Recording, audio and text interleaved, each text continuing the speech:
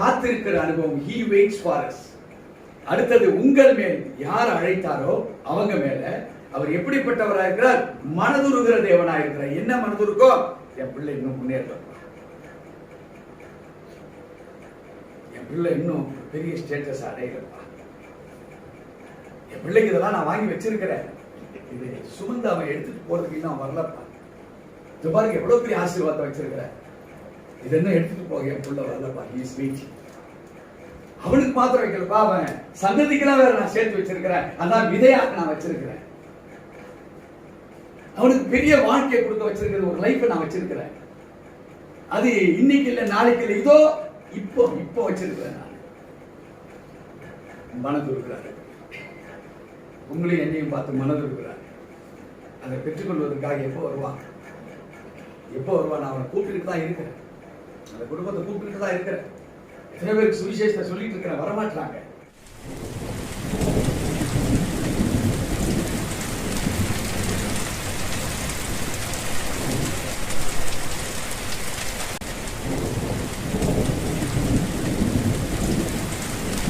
கர்த்தருடைய பரிசுத்த நாமத்திற்கு மகிமை உண்டாவதாக. கர்த்தாதி கர்த்தராகிய ஆண்டவராகிய இயேசு கிறிஸ்து இந்த நாளிலும் நம்மை இந்த கால ஆராதனைக்கு அழைத்திருக்கிறார். அழைத்தவர் என்றென்றும் உண்மை உள்ளவராக இருக்கிறார். நம்மை வழிநடத்தி நம்மை ஸ்திரப்படுத்துகிற தேவனாக இருக்கிறார். அநேகர் வழிநடத்தப்படுவார்கள்.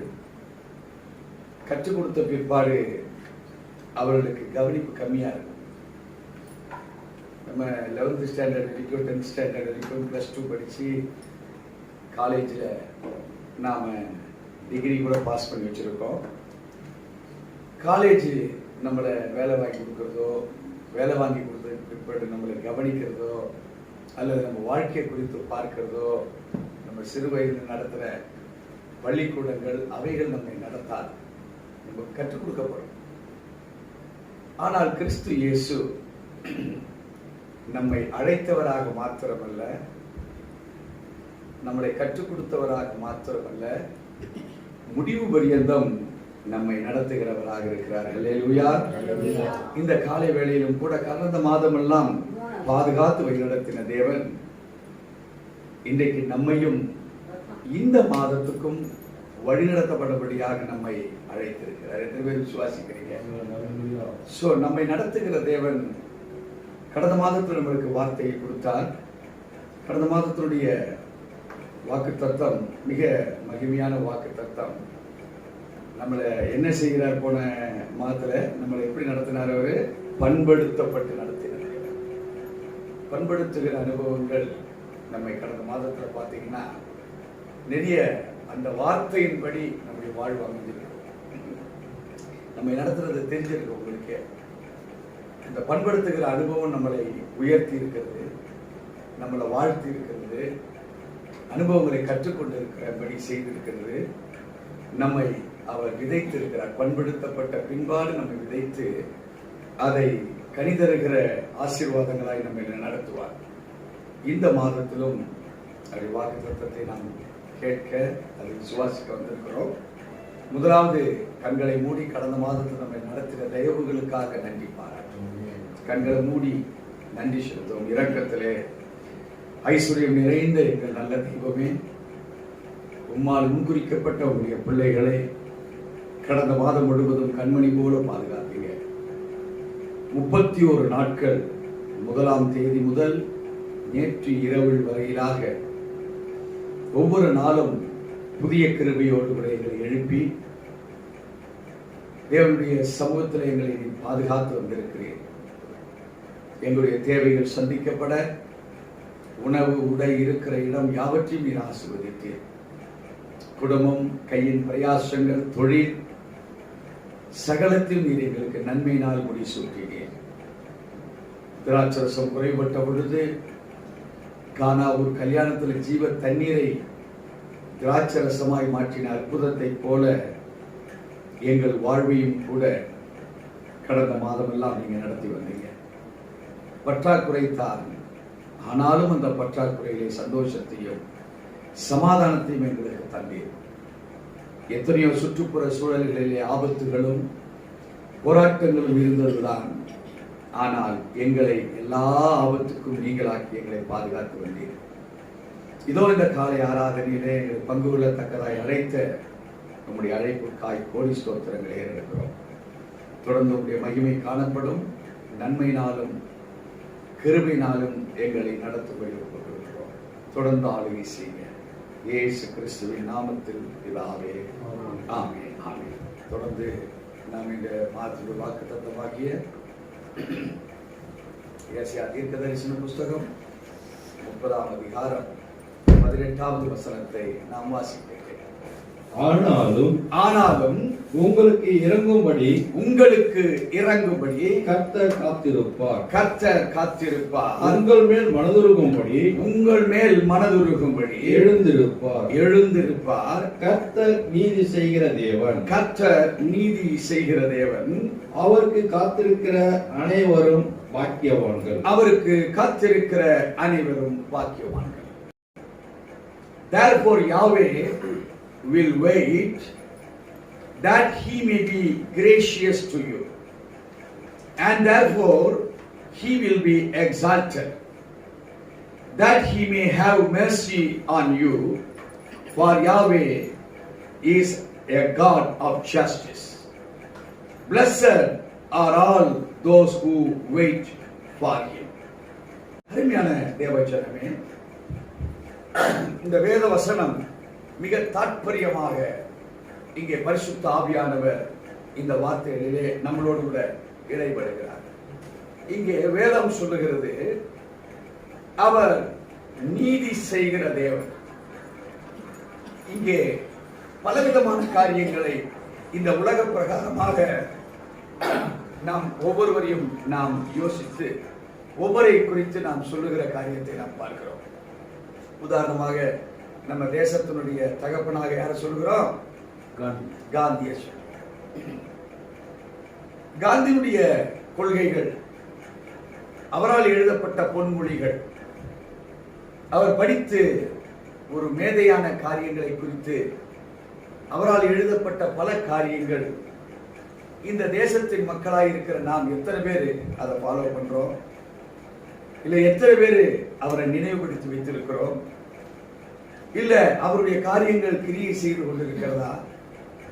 அல்லது அவர் கற்றுக் கொடுத்த காரியங்களை இன்றைக்கு உள்ளத்தின் ஆழத்திலிருந்து நாம் சமாதானத்தோடு கூட அதை எடுத்து நாம் பேசிக் கொண்டிருக்கிறோமா? சந்தர்ப்பங்கள், சூழ்நிலைகள் வருகிற பொழுதுதான் அதை குறித்து பேசுகிறவர்களாய் நாம் இருக்கிறோம். ஆனால் வேதம் அப்படி அல்ல. முதலாவது வேதம் சொல்லுகிறது, அவர் நீதி செய்கிற தேவன். இது ஒரு ப்ரிவைலிங், ஒரு பாஸ்ட் டென்ஸ் ஆகவோ அல்லது ஃபியூச்சர் டென்ஸ் ஆகவோ இல்லை. இது நடந்து கொண்டிருக்கிற சம்பவமாக கர்த்தர் தம்மை நமக்கு வெளிப்படுத்தி காண்பிக்கிறார். It is defining about the present tense. இன்றைய காலகட்டங்களிலே, இன்றைய சூழ்நிலைகளிலே, இன்றைக்கு ஏற்றவாறு இன்றைக்கு அவர் நமக்கு நீதியை செய்கிற தேவனாக இருக்கிறார். இங்கே வேதத்திலே இங்கே தேவன் அல்லது த காட் என்கிற ஒரு பதம் வெரி இம்பார்ட்டன்ட்.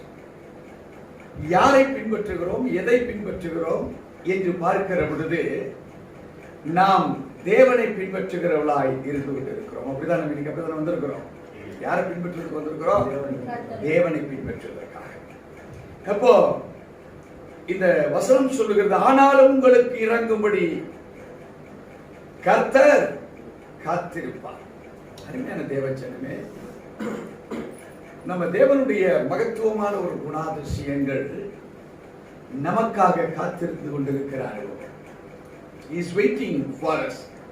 அதனால தான் லாஸ்ட்ல இங்கிலீஷ்ல பாத்தீங்கன்னா, blessed are all those who wait for him என்று ஆங்கிலத்தில் முடிகிறது இந்த வேத வசனம். ஆனால் தமிழ்ல சொல்லுகிறது, ஆரம்பத்தில் இப்படி கொடுக்கிறார், உங்களுக்கு இறங்கும்படி கர்த்தர் காத்திருப்பார். ஆங்கிலத்தில் இப்படிதான் சொல்றது, therefore Yahweh will wait. தமிழ்ல இப்படி முடிது, அவருக்கு காத்திருக்கிற அனைவரும் பாக்கியவான்கள். இப்படி நம்மளுக்கு ஒரு ட்ரெயின் எவ்வளவு பெரிய வெயிட், அது ஓடுறதுக்கு 2 தண்டவாளம். தண்டவாளத்தினுடைய வெயிட்டை காட்டிலும் ட்ரெயின் குறைஞ்சது 1 கோடி மடங்கு வெயிட்டா மேலதான் இருக்குன்னு நினைக்கிறேன். அந்த டோட்டல் ட்ரெயினை ஒரு 20, 12, 13, 14 கம்பார்ட்மெண்ட்டை சேர்ந்து நம்ம லோக்கல் ட்ரெயின் இருக்கு. லாங் ட்ரெயின்லாம் 22 கம்பார்ட்மெண்ட்டை கொண்டு இருக்கு. அதுல மூட்டை முடிச்சு ஜனங்க எல்லாம் ஏறுறோம். அந்த 22 கம்பார்ட்மெண்ட் நிற்கக்கூடிய தண்டவாளத்தை வெட்டி ஒரு வெயிட் போட்டு அந்த ட்ரெயின் வெயிட் போட்டா 1 கோடி மடங்குக்கு மேலதான் இருக்கும் நான் நினைக்கிறேன் வெயிட். எப்படி ஒரு விஞ்ஞானத்தினுடைய வளர்ச்சி பயன்பாடை காட்டிலும் பயன்பாட்டுக்கு நிலை நிற்கிற பொருளுடைய காரியம் ரொம்ப கம்மி. இப்போ உதாரணமா அந்த மைக்கை தயார் பண்ணிருக்கிறாங்க மிஷின். 1 கோடி மைக்கை தயார் பண்ணிருக்கோம் அந்த மிஷின். ஆனா மிஷின் பார்த்தோன்னா அப்பதான் இருக்கும். இந்த டை, இதை எடுக்கிற டை, உள்ள இருக்கிற காயில்ஸ். ஆனால் பயன்பாடு மிக மிக மிக எப்படி வெரி ஹை. எதை சொல்ல வரேன்னா, தேவன் நம்மை அந்த பயன்பாட்டினுடைய அனுபவம் எவ்வளவு ஹையா இருக்குது என்பதை உங்களையும் என்னை கொண்டு அவர் நடத்த அவர் விரும்புகிறார். அல்லேலூயா. ஆனால் உலகத்தில் வாழ்ந்த அறிஞர்கள், அறிவாளிகள்லாம் அவங்க சொன்ன சொற்களை எடுத்து பயன்படுத்த ஆட்கள் கம்மி. அறிவுரைகள் எடுத்து செயல்படுகிற ஆட்கள் கம்மி. ஆனா தேவன் ஒருவர் தான். He is multiplying his people. அவங்க ஜனங்கள் என்ன செய்து கொண்டிருக்கிறாரு? பெருக்கமடைந்து கொண்டிருக்கிறது. இன்னைக்கு அந்த பெருக்கம் எப்படியா இருக்குன்னா, எப்படி அந்த மேனுஃபேக்சரிங் மெட்டீரியல் கம்மி, ஆனா பயன்பாடு ஜாஸ்தி. நான் எதையாவது கால்குலேஷன் பண்றதா தான் ஒரு கணக்கு போடுறேன். இந்த செல்லு 20,000 ரூபாய், 5 வருஷம் உழைக்குது. வருஷத்துக்கு எவ்வளவு? 4,000. அப்போ 4,000 ரூபாய்க்கு ஒரு வருஷத்துக்கு இந்த பொருளுடைய வேல்யூ. அப்ப 4,000 ரூபாயை 365க்கு நான் அதை மாற்றுவேன். பார்த்தா அமௌண்ட் ரொம்ப கம்மியா, ரொம்ப சின்னதா. அப்போ இந்த பொருளை, இதோட வேல்யூ ஒரு நாளைக்கு கணக்கெடுத்து பார்த்தீங்கன்னா சிலதான். ஒருவேளை உங்களுடைய கால்குலேட்டர் கையில் இருந்தால் போட்டு பார்க்கலாம். 4,000 டிவைடட் பை 365, 10 ரூபா போட்டா 3,250. ஒரு 11 ரூபா இல்ல 11,000 ரூபா வரும் ஒரு நாளைக்கு. 11,000 ரூபா வேல்யூவுக்கு இதனுடைய வேலை எவ்வளவு செய்து பார்த்தீங்களா? நெட் பார்க்கிறோம், பேசுறோம், வீடியோ காலில் பெரிய நிகழ்ச்சிகளை தெரிந்து கொள்கிறோம். பல 1000 கிலோமீட்டருக்கு அப்பால் இருக்கிற காரியங்களை, நம்ம சொந்த பந்தங்களை ஒரு 11,000 ரூபாயில நம்ம எல்லாமே பார்க்க முடியுது. உண்மைதானே? இது அழிந்து போகிற ஒரு பொருள். இதை தேவன் எவ்வளவு பயன்படுவதற்காக நமக்கு கொடுத்திருக்கிறார். இதை கண்டுபிடிச்சு இதனுடைய மகத்துவங்களை அறிந்ததுனாலதான் இது உங்களுக்கு எனக்கும் பயன்படுது. இப்ப ஆண்டவர் நம்மள பயன்படுத்த விரும்புகிறார். உங்களுடைய ஆயுள் காலங்கள், ஒரு நாள் எவ்வளவு வேல்யூ, ஒரு நாள் ஆயுள் எவ்வளவு வேல்யூ. அருமையான தேவை ஜனமே, அவர் கொடுக்கப்பட்டிருக்கிற ஜீவன் மிக உன்னதமானது. ஏனென்றால் நாம் தேவன் யார் என்பதை அறிகிற பொழுதுதான் தெரியும். உலக அறிஞர்கள் இருக்கலாம், ஆனா தேவனை அறிகிற அறிவு நமக்கு விருத்தியாகுமானால் இந்த உலகத்துல நாம மிக மிக மிக ஸ்பெஷல் பர்சனா தேவன் நம்ம எடுத்து பயன்படுத்துவார். இன்னைக்கு ஏன் பெரிய வளர்ச்சியை காண முடியல, அதிசயங்களை ஏன் காண முடியல? பழைய ஏற்பாடு காலங்கள், கிறிஸ்து வாழ்ந்த காலங்கள்லாம் பல அற்புதங்கள் நடந்தது. இன்னைக்கு ஏன் அது நடக்க காரணம்? நடக்குது இல்லைன்னு சொல்லல, ஆனால் அது அதிசயம் ஊட்டத்தக்க அது அற்புதமா இல்லை. வந்தா பேய் ஓட்டுறோம், பிசாசு ஓட்டுறோம், அதெல்லாம் ஒரு சாதாரண விசுவாசி சொன்னாலே ஓடணும் பிசாசு. அதிசயம் என்ன, 4 நாள் செத்த லாசருவை இயேசுசாமி எழுப்பினாங்க. நம்ம 5 நாள் செத்து போன ஒரு மனுஷனை எழுப்புறவங்களாக, பாறையில சுமந்து கொண்டு போகிற பொழுது எழுப்பினார் இயேசு. நீங்க பாறையில ஏற்றும் போது நீங்க சொன்னா எழுந்து கொள்ற ஒரு ஆளா இருக்கணும். அன்னைக்கு 100க்கு அதிபதி அவனுடைய வேலைக்காரனுக்கு சொஸ்தமாகும்படி இயேசுவை பார்த்தார். இயேசு சொன்னார், அவன் குணமாயிட்டான். ஆனா அவனுக்கு பிரச்சனை வருவதற்கு முன்பாகவே நாம பிரச்சனையை சால்வ் பண்ணக்கூடிய வல்லமை உள்ளவர்களாய் நம்ம இருக்கணும். அது மற்றவர்களுக்கு மாத்திரமல்ல, நம்மளுடைய பாதைகளை நாம் செவைப்படுத்துகிற பொழுது நமக்கு என்ன பிரச்சனை வருகிறது என்பதை அறிகிற அறிவில் நாம் இன்னும் பகிரங்கமான தேவனுடைய அந்த ஞானத்தை நாம் பெற்றவர்களாக இருக்க வேண்டும். ஏனென்றால் அப்படிப்பட்ட தேவன் தான் நம்முடைய தேவன். ஆக இங்கே உங்களுக்கு இறங்கும்படி கர்த்தர் காத்திருப்பார். சோ அந்த கர்த்தரை நாம் அறிந்து கொள்வதுதான் மிக முக்கியம். சோ நாம் பார்க்க போறது இன்னைக்கு இந்த வாக்கு தத்தத்துல அவ்வளவுதான். இதுதான்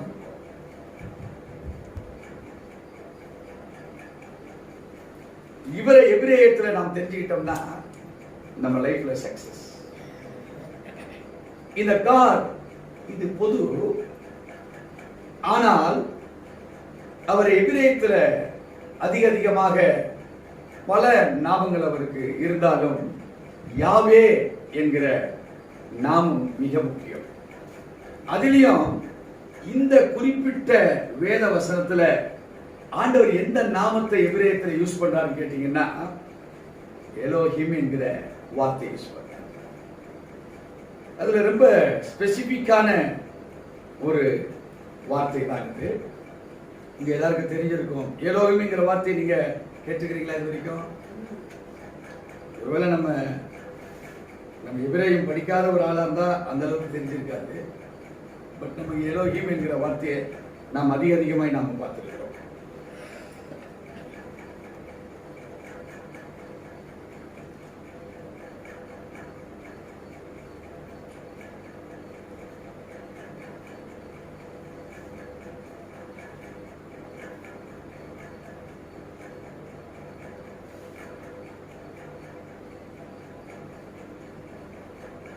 Aleph, Lamed, He, Yod, Mem. இங்கே இந்த எலோஹிம்னுடைய வடிவமைப்புகள் இந்த ஒரு வார்த்தையில என்னென்ன இருக்குது? டிவைன்,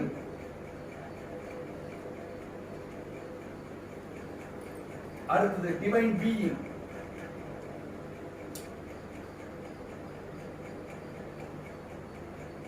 அடுத்தது எக்ஸீடிங்லி,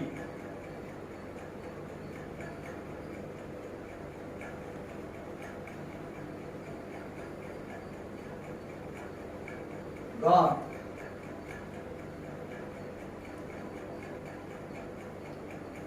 காட்னா தேவன், காட்ஸ்னா தேவர்கள் இல்ல, தேவனுடைய காட்ஸ் அந்த மீனிங். அடுத்து காட்லி, அடுத்தது கிரேட்,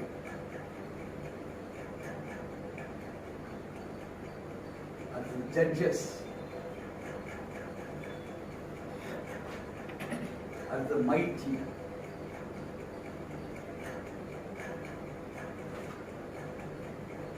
ரூலர்,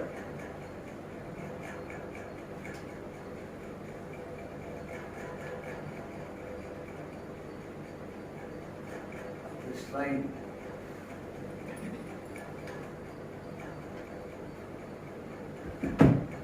நம்முடைய தேவனுடைய மகத்துவங்கள். ஒன்று டிவைன், அவருடைய நேச்சர் எப்படி இருக்குன்னா மிக மிக மிக ஒரு பரிசுத்த மகிமையில நிறைந்த ஒரு காரியமாக இருக்கிறது.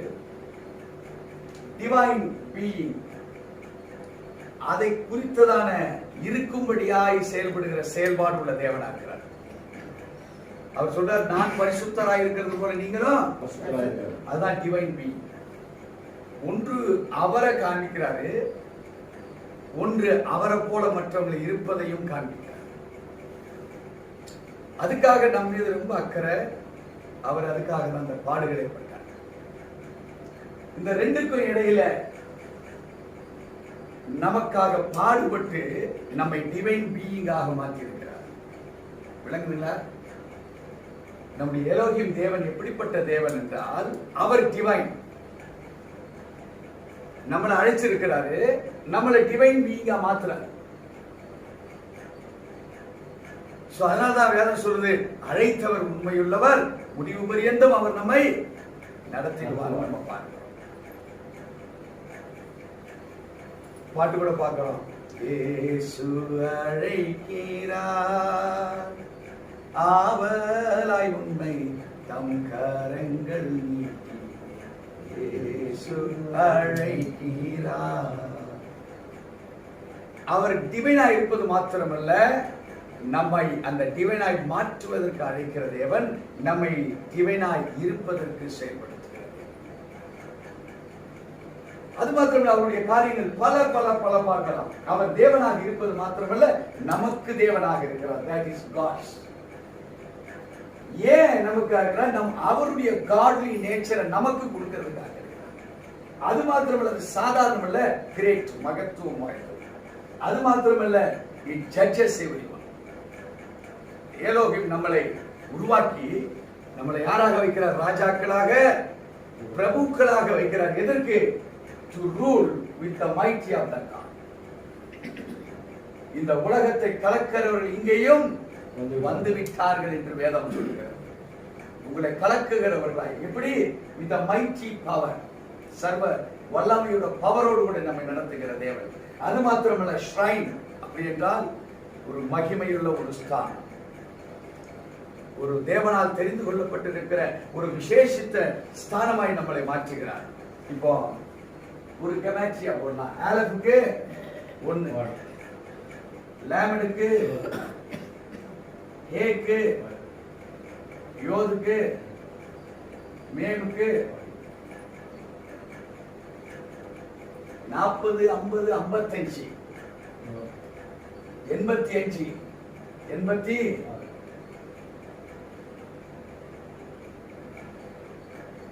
இந்த 14th லெட்டர் என்ன? 14வது எழுத்து நூன். இந்த நூனுடைய வடிவமைப்பு என்னன்னு கேட்டீங்கன்னா, சீட், ஃபிஷ், லைஃப். 5 என்ன? ஹேனா பிஹோல்ட், இதோ, அல்லது ஜன்னல், நமக்கும் தேவனுக்குள்ள உறவுகள். சோ பிஹோல்ட், பலகடி. உண்மையான தேவ ஜனமே, உங்களை நடத்துகிற நடத்துதல் இந்த மாதம் எப்படி இருக்கணும்னா, உங்களை வித்தாக, விதைகளாக, உங்களை இந்த பூமிக்கு உப்பாக, இந்த பூமிக்கு ஒளியாக, நல்ல நிலத்தில் விதைக்கப்பட்ட விதை அது 100 மடங்கு பலனை அது நமக்கு கொடுக்கும். சோ உங்களுடைய சொற்கள், உங்கள் வாயிலிருந்து புறப்படுகிற வார்த்தைகள், it will be mighty as a ruler, as a judge, as a divine being. உங்களை யாரா மாத்துறாரு? இதுவரை வாழ்ந்த வாழ்க்கை வெற்றி தான் நமக்கு. பட் இன்னும் இந்த டிவைனை உங்களுக்கு பாஸ் பண்றார், உங்களை டிவைன் நேச்சராக மாற்றுகிறார். உங்களுடைய அனுபவங்கள் வித்தியாசமாக இருக்கக்கூடிய காரியங்களாக அவர் மாற்றுகிற வல்லமைதான் இந்த மாதத்தினுடைய வாக்கு தத்துவம். இவைகள் எப்படி இருக்கு? It is like a fish. கடல்ல என்னையாவது மீன்கள் இல்லைன்னு இருக்குதா? ஏரியில மீன் இல்லைன்னு இருக்குதா? குளத்துல மீன் இல்லைன்னு இருக்குதா? ஒருபோது குறையாது. ஒரு குளம் வத்தி போச்சு. ஆனா மழை பெஞ்சதுக்கு அப்புறம் வெளியே இருந்து ஒண்ணு எங்கேயும் பெரிய தண்ணி ஒண்ணு வந்துடல. ஆனா பார்த்தா குளம் நிறைஞ்சதுக்கு அப்புறம் பார்த்தா உள்ள மீன் குட்டிங்க இருக்குது. எங்க இருந்து வந்துச்சு? அது பூமியில இருக்கு. காஞ்சி போயிருந்தாலும் ஆண்டவர் அதற்கு ஒரு உயிரோட்டத்தை கொடுத்து அதை சீடாக வச்சிருக்கிறார். உள்ள மழை பெய்ஞ்ச அடுத்த செகண்ட் எங்க இருந்தா மீன் குட்டி வந்ததுன்னு தெரியல, எந்த பெரிய மீன் வந்து மீன் போட்டதுன்னு நமக்கு தெரியாது. சோ இயற்கை இஸ் டிவைன். இயற்கையுடைய ஆசீர்வாதம் இட் இஸ் டிவைன் பீயிங் ஆக. குளம் என்பது தேவனால் உருவாக்கப்பட்டது. மழை இல்ல, காஞ்சி போச்சு. ஆனா மழை வந்த மாத்திரத்துல மழை டிவைன், உள்ள இருக்கிற மீன்கள் என்ன டிவைன் பீயிங்கா நமக்கு கொடுக்கிறார் ஆண்டவர். அது ஒரு மகிமையா நமக்கு தரார் ஆண்டவர். அதனால வாக்குத்தத்தத்தில் அவர் சொல்லுகிறார், ஆனாலும் உங்களுக்கு இறங்கும்படி கர்த்தர் காத்திருப்பார். கடைசியில சொல்றது, அவருக்கு காத்திருக்கிற அனைவரும் பாக்கியவான்கள். So God is always divine. நீங்களும் நானும் அவருக்காக நிற்போமானால் நம்மளை டிவைன் பீயிங்கா மாற்றிடுவார். அப்போ அவருடைய அந்த ஆசீர்வாதத்தை பெற்றுக் கொள்ளுகிறவர் யாரா இருக்கிறோம்னா நம்மளா தான் இருக்கிறோம். அவரை சார்ந்து வாழ்கிற வாழ்க்கைக்கு நேராக ஒப்புக் கொடுக்கிறவராய் நாம் இருப்போமானால் அவர் வைத்திருப்பதெல்லாம் உனக்கு எனக்கு. அது எப்படியா இருக்குமா? இட் வில் பி மைட்டி, பிரம்மாண்டம், நிகர் எதுவுமே கிடையாது. அது நீங்க ஆளுகை செய்யக்கூடிய ஒரு பவர் உள்ள ஒரு தேவ மனிதராக தேவன் உங்களை இந்த பூமியிலே நிரப்புவார். உங்க ரூலிங் பவர் எப்படி இருக்குன்னு கேட்டீங்கன்னா, உங்களுக்கு விரோதமாய் வருகிற எந்த ஆயுதமும் வாய்க்காதே போகும்படி கர்த்தர் அதை முன்னதாக உங்களுக்கு அறிவிப்பார். அது நீ நடந்து போகிற பாதைகள் எல்லாம் உனக்கு செவிப்படுத்துகிறதாக இருக்கும். அவர் உனக்கு முன்னறிவிக்கிறார். அந்த தேவன் எப்படிப்பட்ட தேவன்? வாக்குத்தத்தம் சொல்லுகிறது, உங்கள் மேல் மனதுருகும்படி எழுந்திருப்பார். கர்த்தர் நீதி செய்கிற தேவன். ஒரு தாய் தன் கர்ப்பத்தில் இருக்கிற பாலகளை மறப்பாளோ? நிச்சயமா மறக்க மாட்டார். தன் கர்ப்பத்தில் சுமந்து கொண்டிருக்கிற அந்த பிள்ளை என்ன சொல்லும்? அம்மா, இப்ப நான் 5 மாசம் தாண்டி போயிட்டேன். தாய் சொல்றார், 5 மாசம் தாண்டி, 5 மாசம் தாண்டி இருக்கிறது உண்டான வளர்ச்சி இப்ப எங்க இருக்கு? வயிற்றுக்குள்ள அந்த குழந்தை அந்த வளர்ச்சியை கொண்டு கொண்டிருக்கு. சரியான நேரத்தில் அந்த வளர்ச்சி முடிந்த பிற்பாடு என்ன செய்து அது கர்ப்பம் தரித்த அந்த ஒரு சாட்சியாக குழந்தையாக அது வெளியே வரப்படுகிறது. இங்கே நீதி செய்கிற தேவன் ஒரு கருவை அவர் உருவாக்கும்படி அவர் அதை அறிந்திருந்ததுனால்தான் நீங்களும் நானும் அன்னைக்கு அவர் திட்டம் போட்டாரே ஒரு கருவாக உண்டா, அந்த கருவாக தான் இன்னைக்கு நாம பிரதிபலிப்பாக அந்த நீதியாய் உங்களை என்னை உட்கார வச்சிருக்கிறார். ஒருவேளை அவருக்கு நீதி இல்லாத தேவனா இருந்தா நம்மளை என்னைக்கும் அழிச்சு போட்டிருப்பார். வளர்ந்திருக்க மாட்டோம். பிரகடனப்படுத்தப்பட்டவர்களாய் நாம் வெளியில வந்திருக்க மாட்டோம். டிவைன் காட் மாத்திரமல்ல, டிவைன் பீயிங்காக நம்மளை நீதி செய்கிற தேவனா இருக்கிறார். உங்களையும் என்னையும் உருவாக்குகிற தேவனாக இருக்கிறார். நம்ம தேவனை குறித்து நாம் ஆராய்ந்து நாம் நடப்போமானால் அவருடைய நீதியினாலே நான் இன்னைக்கு வெற்றி பெறுவேன் என்று சிந்திக்க ஆரம்பிக்கிறேன். ஒரு 2 கான்செப்ட் இருக்கு, பெரிய கான்செப்ட். யாத்ராமத்திலையும் 1 சாமுவேலையும் சரியான கான்செப்ட் இருக்கு. இதை குறித்து நான் நேற்று நைட் டீட்டெயிலா பார்த்துட்டு இருந்தேன். நம்ம ரொம்ப அதுல இன்டீரியரா போனோம்னா குறைஞ்சது 5 to 6 hours ஆயிடும். அதை நம்ம எடுத்து பார்க்க வேண்டாம். இந்த ஒரு வேத வசனத்தை இங்க எப்படி பிரிச்சு நாங்க பார்க்கிறோம் பாருங்க. உங்களுக்கு அப்படி என்றால் நம்மளை முன்குறிக்கிறார். இறங்கும்படி அவர் இரக்கமுள்ள தேவன். கர்த்தர் அவர் ஏலோகிம் தேவன். இவையெல்லாம் அவருடைய குவாலிட்டி நமக்கு காண்பிக்கிறாரு. காத்திருக்கிற அனுபவம், he waits for us. அடுத்தது உங்கள் மேல் யார் அழைத்தாரோ அவங்க மேல அவர் எப்படிப்பட்டவராக இருக்கிறார்? மனதுருகிற தேவனாக இருக்கிறார். என்ன மனதுருக்கோ? என் பிள்ளை இன்னும் முன்னேறப்பா,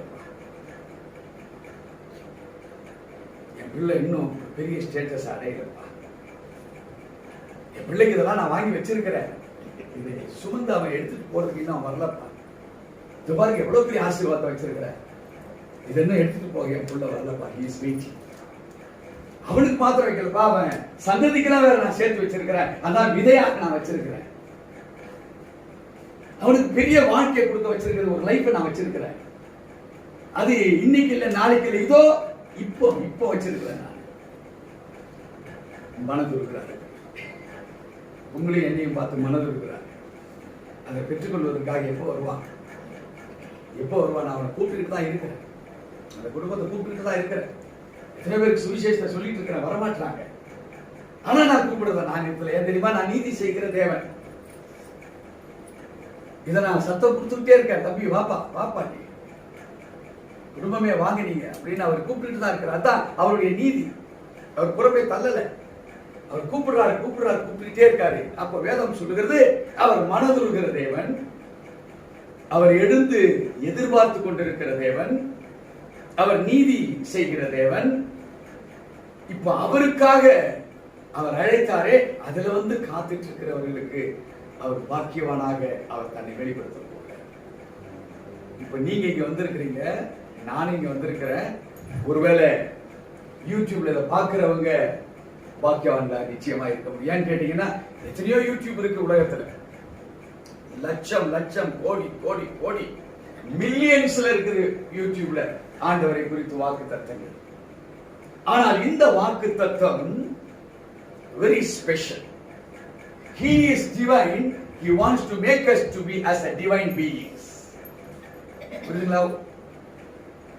human beings அப்படின்னா மனித குலம்.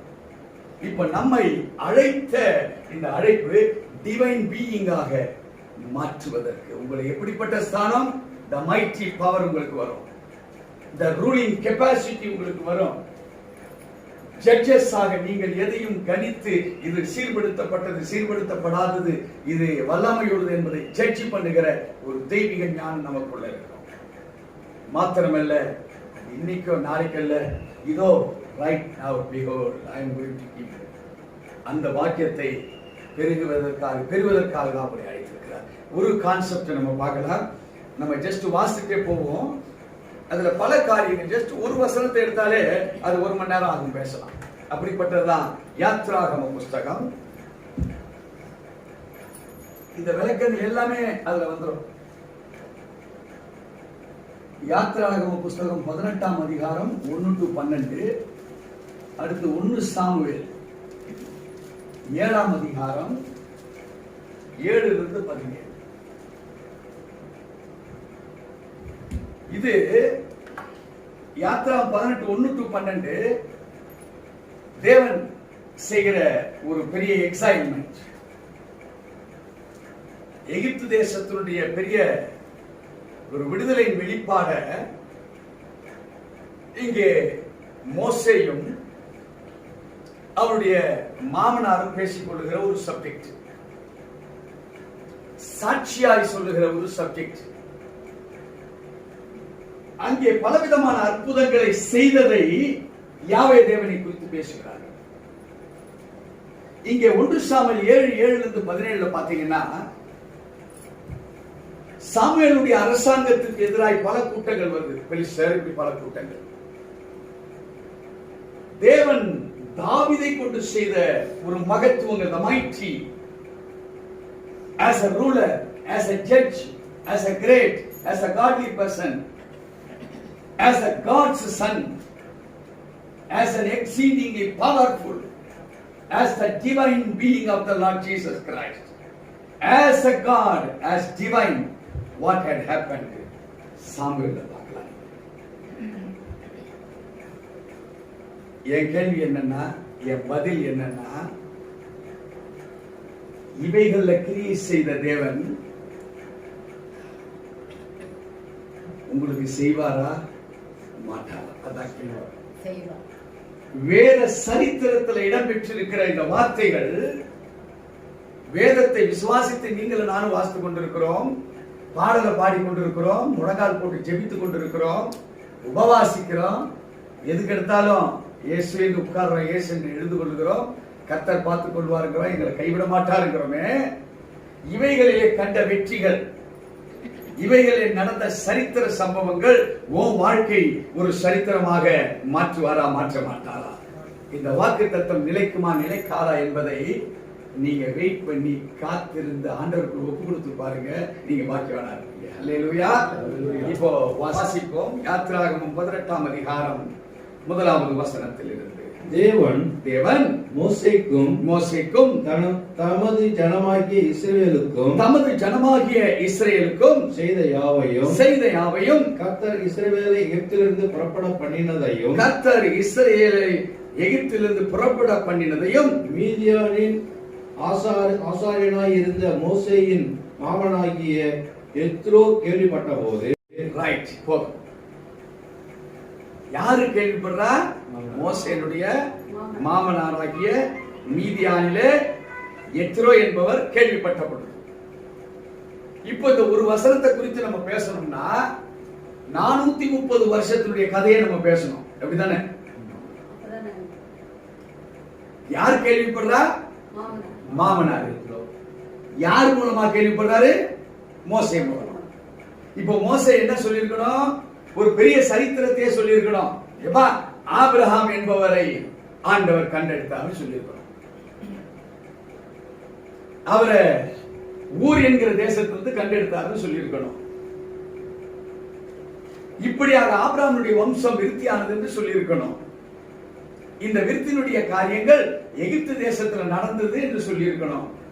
அதற்கு முன்பாக ஒரு பஞ்சம் ஏற்பட்டது என்று சொல்லியிருக்கணும். அங்கே யோசேப்பு 30 ஆண்டுகள் எகிப்து ராஜாவினுடைய ஒரு பெண்ணை மணந்து அங்க ராஜாங்கம் செய்தார் என்பதை சொல்லியிருக்கணும்.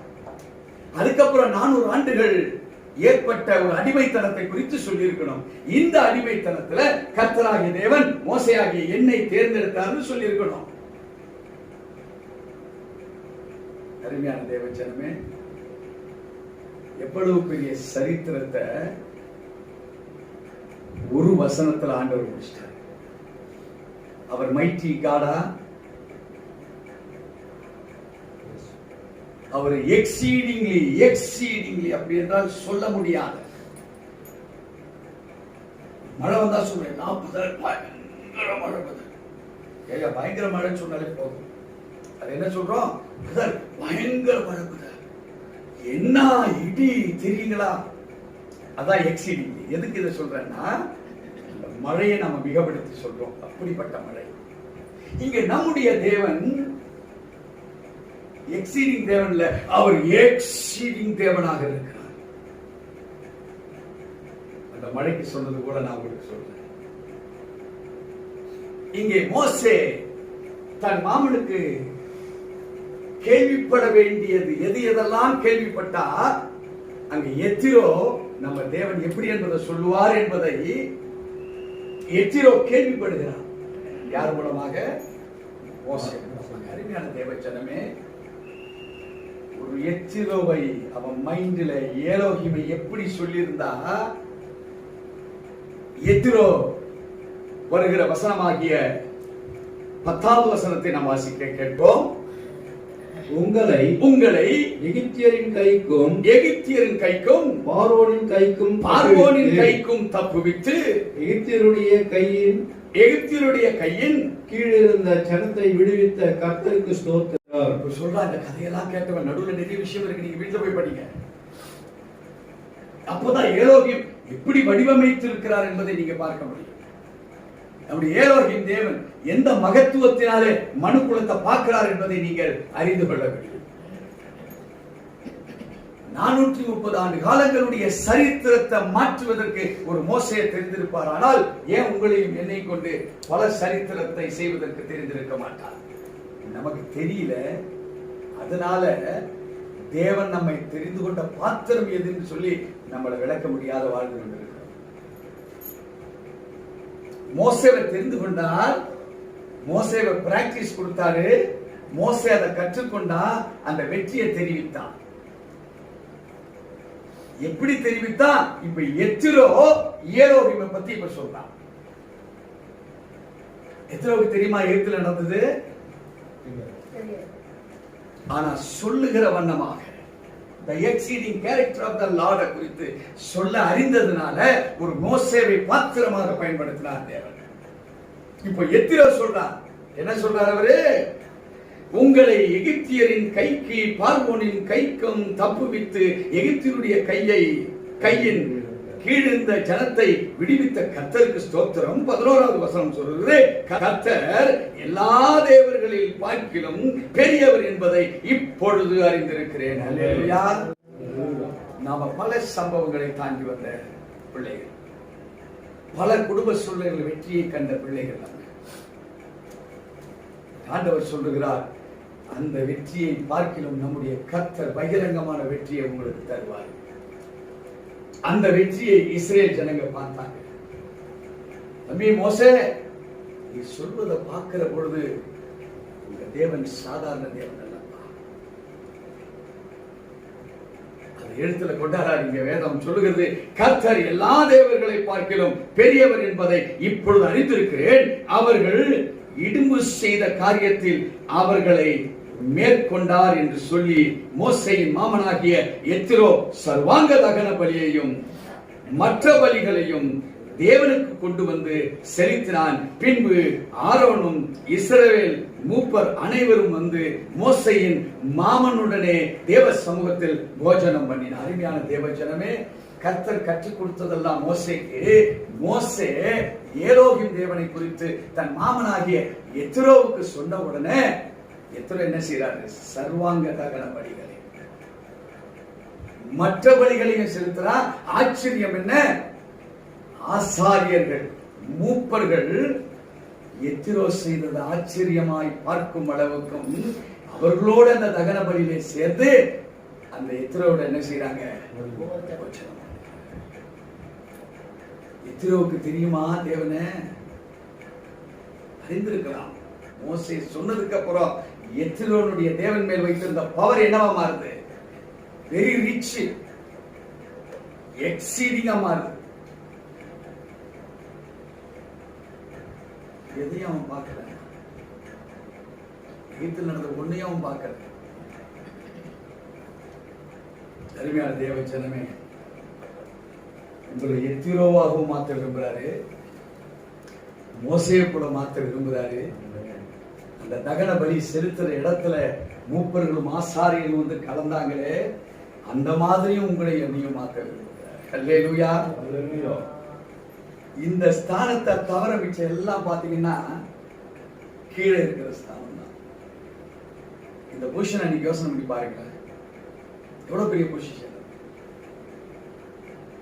1 சாமுவேல் 7ஆம் அதிகாரத்துக்கு வரலாம். இஸ்ரவேல் புத்திரர் மிஸ்பாவிலே கூடி வந்ததை பெலிஸ்தர் கேள்விப்பட்ட போது பெலிஸ்தரின் அதிபதிகள் இஸ்ரவேலுக்கு விரோதமாக எதிர்த்து வந்தார்கள். அதை இஸ்ரவேல் புத்திரர் கேட்டு பெலிஸ்தரின் நிமித்தம் பயப்பட்டு சாமுவேலை நோக்கி, நம்முடைய தேவனாகிய கர்த்தர் எங்களை பெலிஸ்தரின் கைக்கு நீங்களாக்கி ரட்சிக்கும்படிக்கு எங்களுக்காக அவரை நோக்கி ஓயாமல் வேண்டிக் கொள்ளும் என்றார்கள். ஒண்ணுமில்ல, பிரச்சனை தான், போராட்டம் தான். இன்றைய காலகட்டத்தில் சூனியம் மாந்திரிகத்தை போல அந்நிய காலகட்டத்தில் ஜனத்துக்கு விரோதமாய் ஜனங்கள் எழுப்பி வருவாங்க ராஜாங்கத்தை பிடிப்பதற்காக. அப்படியாக இஸ்ரேல் மக்கள் வாழ்ந்து கொண்டிருக்கிற ஒரு பகுதி, அந்த பகுதிக்கு பக்கத்துல பெலிஸ்தரின் படைகளை சூழ்ந்து கொண்டு ஆளை பார்த்தா வெட்டிடுவான். அந்த காலத்துல போர் நடக்குதுன்னா என்னெல்லாம் கிடையாது, ஆளுகளை பார்த்தா ஆண்களை வெட்டிடுவான், பெண்களை பிடிச்சிட்டு போயிடுவான். அவங்க வச்சிருந்த சரக்கு போக்குவரத்தை தான் திருடிட்டு போயிடுவாங்க. திருடுறதுல வெட்டி போட்டு இது ஏன் தேசம் தான் கொண்டு போய் தலைமையகத்துல வச்சிருவான், அந்த இடத்த எல்லை போட்டுருவான், இது எங்களுடைய எல்லை. இப்ப நம்ம வாழ்க்கையில கூட அப்படிதான் இருக்கு. சூனியத்தினாலே மாந்திரிகத்தினால பெற வேண்டியதை பெற முடியல, பெற்றிருந்தா அது லாஸ் ஆகுது.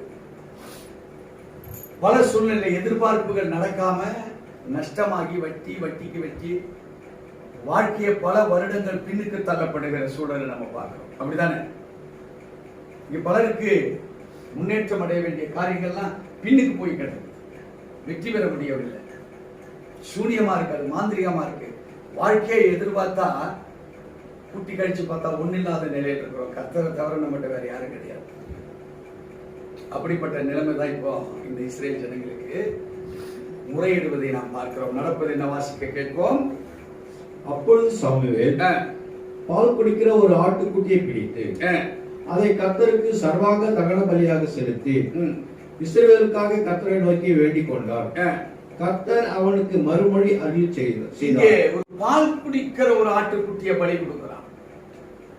நிரலாட்டம் என்னவென்றால், பால் குடிக்கிற ஆட்டுக்குட்டிக்கு அது ஒண்ணும் தெரியாது. அதுக்கு பொறாமை இருக்காது, இன்னொரு ஆட்டை குறித்துதான எண்ணங்கள் இருக்காது. அதுக்கு தேவையெல்லாம் தன் தாய், தனக்கு தேவையான உணவு, ஓடி விளையாடும் தாய் கிட்ட. ஆட்டுக்குட்டி பாத்தீங்கன்னா நல்ல பின்கால தூக்கிக்கின்னு ஓடும். இப்படி ஓடாது, அப்படி தூக்கிக்கின்னு அப்படி ஓடும். அந்த பவரே அந்த பின்கால தூக்கி ஓடுறதுதான். அப்படிப்பட்ட ஒரு உற்சாகம் உள்ள, அதனுடைய எண்ணத்துல பழுது கிடையாது, எண்ணத்துல அழுக்கு கிடையாது. எதை பலி கொடுக்குறான்? அந்த ஆட்டை பலி கொடுக்குறான். ஏன் இங்க சொல்லப்பட்டிருக்கா? அருமையான தேவச்சனமே, உன்னுடைய எண்ணங்கள் ஒரு பரஸ்பர உறவோடு கூட இருக்கிற ஒரு எண்ணங்களை தான் இங்கே ஆண்டவர் விரும்புகிறார். அந்த பலி என்ன?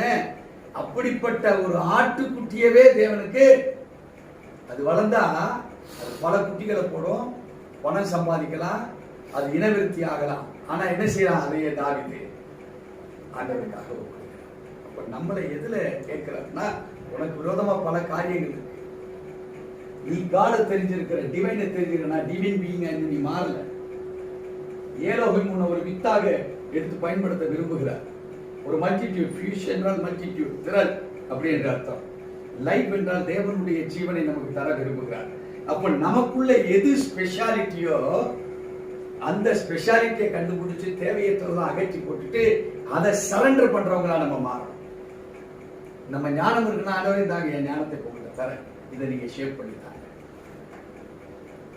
இங்கே பெலிஸ்தர் கைக்கு அகப்பட்டு விடுவோமா என்கிற பயம். நம்ம வாழ்க்கையில வெற்றி பெறுவதற்காக அலைந்து திரிந்து பார்க்கிறோம், முடியல. வெற்றி பெற்றுட்டு தான் இருக்கிறோம், ஆனா நம்ம நினைச்ச எதிர்பார்த்த வெற்றி நமக்கு கிடைக்கல. But we need a support. யார் தேவைப்போ? எலோகிம் தேவை. எலோகிம் தேவைன்னா என்ன செய்யணும்? நம்மையே பலியா, எப்படி பலியா கொடுக்கணும்? அந்த பால் குடிக்கிற ஆட்டுக்குட்டியை கூட. எனக்கு யாரையும் தெரியாது ஆண்டவரே, என் தாயை தான் தெரியும். அந்த ஆட்டுக்கு யாரும் தெரியும்? வேற யாரையும் தெரியாது. வேற யாரையும் போய் பால் குடிக்க விளையாடு. நான் எங்க வரும் மெயினுக்கு? இப்ப நீங்களும் நானும் எல்லாத்தையும் விட சொல்றேன். exceedingly great justice, ruler, shrine, God, godly nature, அவரை தேட சொல்றார். இந்த காலையில அவருக்காக வெயிட் பண்ண சொல்றார். அதையே தகன பலியாக ஒப்படைக்க சொல்றார். இங்கே வாசிக்க கேட்போம் தாவீது செய்கிற காரியத்தை. சாமுவேல் சர்வாங்க தகன பலியை செலுத்துகையில், எது இந்த ஆட்டுக்குட்டியை தகன பலியாய் செலுத்துகையில், பெலிஸ்தர் இஸ்ரவேலின் மேல் யுத்தம் பண்ண நெருங்கினார்கள். இங்க பலி நடந்துட்டு இருக்குது, பிரச்சனையுடைய உச்சகட்டம் வந்துருச்சுங்க.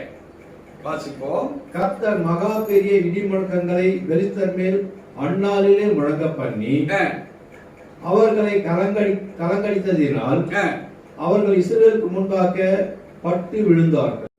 அங்கே இந்த பலியை தான் செலுத்தினான், வேற ஒன்றும் செய்யல. வேற ஒண்ணுமே செய்யல. அவன் செய்தது என்ன?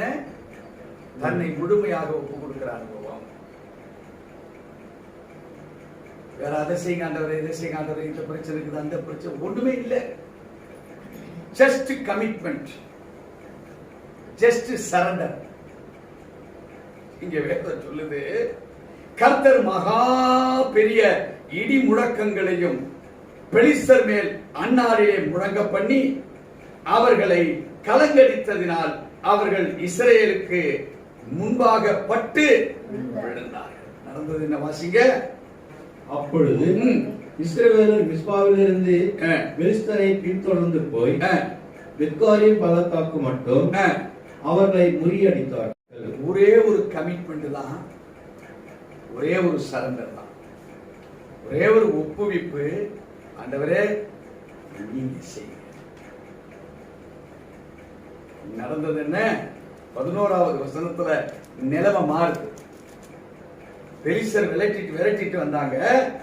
இப்போ பலி செலுத்தினது பின்பாடு என்ன நடக்குது? அப்பொழுது இஸ்ரவேலர் மிஸ்பாவில் இருந்து பெலிஸ்தரை பின்தொடர்ந்து போய் அவனுக்கு பின்னாக போன, பயப்படல, அவனுக்கு பின்னாக போய் பெத்காரின் பள்ளத்தாக்கு மட்டும் அவர்களை விரட்டி முறியடித்தார். நடந்தது என்ன வாசிப்போம், புரியும் உங்களுக்கு. அப்பொழுது சாமுவேல் ஒரு கல்லை எடுத்து மிஸ்பாவுக்கும் சேலுக்கும் நடுவாக நிறுத்தி, இம்மட்டும் கர்த்தர் எங்களுக்கு உதவி செய்தார் என்று சொல்லி அதற்கு எபினேசர் என்று பெயரிட்டார். புரியுதுங்களா? நம்ம பாடுவோம், எபினேசர் எபினேசர் இதுவரை உதவி செய்தீர், இதுவரை உதவி செய்தீர். Ebenezer Ebenezer, the exceeding character of the Lord Jesus.